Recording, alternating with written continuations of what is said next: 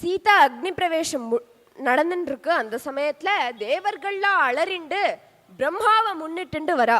அங்கேந்து பிரம்மா சொல்றார், கிம் பிராகிருதா பிராகிருதாமிவ, ஒரு சாதாரண மனுஷன் பண்றது போல பண்ணிட்டீரே, உங்களுக்கே எப்படி இருக்கும் அது, நீங்க நீங்க இப்படி பண்ணலாமா, நீங்க எப்பேற்பட்டவர் அப்படின்னு சொல்றார்.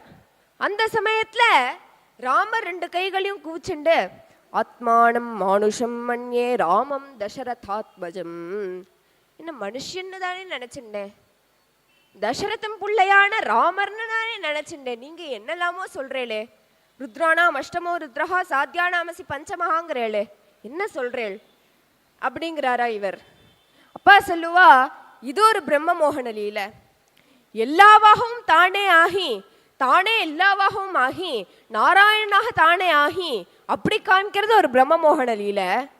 2 கையும் கூச்சுண்டு நான் மனுஷன் தானே அப்படின்னு சொன்னதும் பிரம்மாவோட 4 தலையும் சுத்தித்தான்.